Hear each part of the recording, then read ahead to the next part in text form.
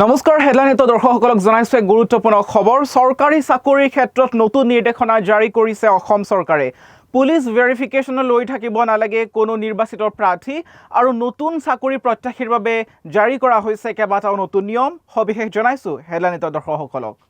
চৰকাৰী চাকৰিৰ ক্ষেত্ৰত নতুন নিৰ্দেশনা জাৰি কৰিছে অসম চৰকাৰে নতুনকৈ নিযুক্তি লাভ কৰা চৰকাৰী কৰ্মচাৰীৰ বাবে হ'ব নতুন ব্যৱস্থা পুলিচ ভেৰিফিকেশ্যনৰ বাবে ৰৈ থাকিব নালাগে নিৰ্বাচিত প্ৰাৰ্থী নতুনকৈ চৰকাৰী চাকৰিত নিযুক্তি লাভ কৰা প্ৰাৰ্থীৰ নিযুক্তি প্ৰক্ৰিয়া অধিক সহজ কৰাৰ লক্ষ্যৰে এক নতুন ব্যৱস্থা প্ৰৱৰ্তন কৰিছে অসম চৰকাৰে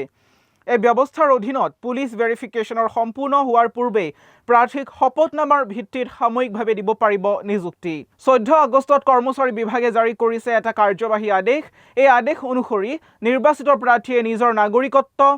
চৰিত্ৰ আৰু পূৰ্বাপৰ পৰিচয় সন্দৰ্ভত নটাৰী যোগে প্ৰমাণিত শপতনামা দাখিল কৰিব লাগিব শপতনামাত প্ৰাৰ্থীগৰাকীয়ে তেওঁৰ বিৰুদ্ধে কোনো অপৰাধমূলক গোচৰ চলি থকা নাই আৰু নৈতিক স্খলনৰ সৈতে জড়িত কোনো অপৰাধত তেওঁ দোষী সাব্যস্ত হোৱা নাই বুলি ঘোষণা কৰিব লাগিব নতুন ব্যৱস্থাটো 2024 চনৰ 5 ডিচেম্বৰত উচ্চতম ন্যায়ালয়ে দিয়া এক ৰায় আৰু নিৰ্দেশৰ ভিত্তিত জাৰি কৰা হৈছে এই আদেশৰ জৰিয়তে 2021 চনৰ 18 নৱেম্বৰত কৰ্মচাৰী বিভাগে জাৰি কৰা পূৰ্বৰ কাৰ্যালয় স্মাৰক বাতিল কৰা হৈছে নতুন নিয়ম অনুসৰি কোনো এজন প্ৰাৰ্থী নিযুক্তিৰ বাবে নিৰ্বাচিত হোৱাৰ পাছতে নিযুক্তিদাতা কৰ্তৃপক্ষই সংশ্লিষ্ট আৰক্ষী কৰ্তৃপক্ষৰ পৰা প্ৰাৰ্থীগৰাকীৰ চৰিত্ৰ আৰু পূৰ্বাপৰ পৰিচয়ৰ আৰক্ষী পৰীক্ষণৰ প্ৰতিবেদন বিচাৰিব লাগিব ইয়াৰ বাবে নিৰ্বাচিত প্ৰাৰ্থীজনৰ প্ৰয়োজনীয় নথিপত্ৰৰ লগতে সক্ৰিয় মোবাইল ফোন নম্বৰো আৰক্ষী কৰ্তৃপক্ষক প্ৰদান কৰিব লাগিব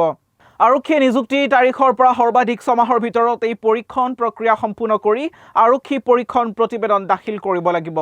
নতুন ব্যৱস্থাৰ অধীনত প্ৰাৰ্থীৰ পৰা নটাৰী যোগে প্ৰমাণিত শপতনামা লাভ কৰাৰ পাছত আৰু শপতনামাত উল্লেখ কৰা তথ্যৰ ভিত্তিত প্ৰাৰ্থীগৰাকী সংশ্লিষ্ট পদৰ বাবে উপযুক্ত বুলি নিযুক্তিদাতা কৰ্তৃপক্ষই নিশ্চিত হ'লে আৰক্ষীৰ প্ৰশিক্ষণ সম্পূৰ্ণ নোহোৱাকৈ তেওঁক সাময়িকভাৱে নিযুক্তি দিব পাৰিব প্ৰাৰ্থীয়ে দাখিল কৰা নটাৰী যোগে প্ৰমাণিত শপতনামা নিযুক্তিদাতা কৰ্তৃপক্ষৰ চৰকাৰী পৰ্টেলত আপলোড কৰিব লাগিব তথ্য জনা অধিকাৰ আইন 2005ৰ অধীনতো এই শপতনামা উপলব্ধ হ'ব পাছত আৰক্ষীৰ পৰীক্ষণ প্ৰতিবেদনত প্ৰাৰ্থীৰ শপতনামাত উল্লেখ কৰা তথ্য সত্য বুলি নিশ্চিত হ'লে নিযুক্তি নিয়মীয়া কৰা হ'ব অৱশ্যে আৰক্ষীৰ পৰীক্ষণ প্ৰতিবেদন বা পৰৱৰ্তী সময়ত লাভ কৰা কোনো তথ্যই শপতনামাত উল্লেখ কৰা তথ্যৰ সৈতে অসংগতি থকা বুলি প্ৰমাণ কৰিলে প্ৰাৰ্থীগৰাকীৰ নিযুক্তি বাতিল কৰা হ'ব আৰু তেওঁক চাকৰিৰ পৰা অপসাৰণ কৰা হ'ব মিছা তথ্যৰে নটাৰী শপতনামা দাখিল কৰা প্ৰাৰ্থীৰ বিৰুদ্ধে আইনগত ব্যৱস্থাও গ্ৰহণ কৰা হ'ব পাৰে